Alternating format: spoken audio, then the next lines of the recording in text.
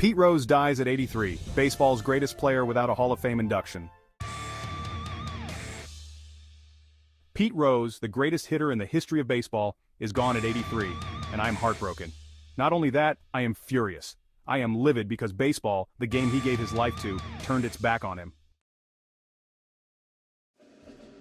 4,256 hits, 17 All-Star appearances, 3 World Series titles. This man was baseball. He wasn't just a great player, he was a living, breathing legend, and yet, despite everything, Pete Rose was never given the Hall of Fame induction he earned. Yes, Pete made a mistake, he bet on games as a manager. But let me ask you this, does that erase what he did on the field? Does that wipe out over 2 decades of dominance, hustle, and relentless determination? Absolutely not. He never threw a game. He never tarnished the sport through his play. He was a force of nature, known for his grit, intensity, and passion. Charlie Hustle wasn't just a nickname, it was the way Pete Rose lived his life. Every swing, every run, every slide into home, it was all for the love of the game.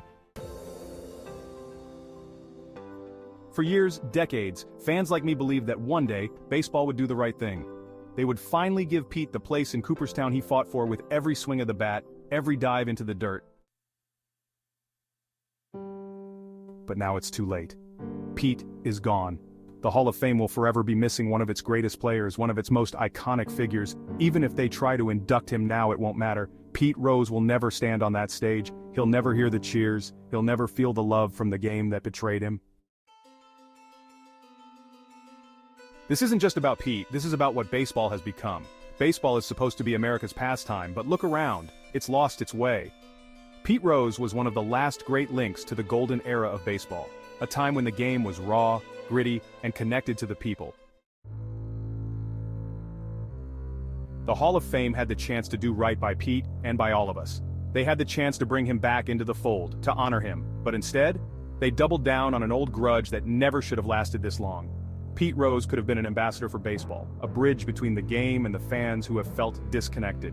He could have been a living symbol of what it means to give everything for the love of the game. Imagine it.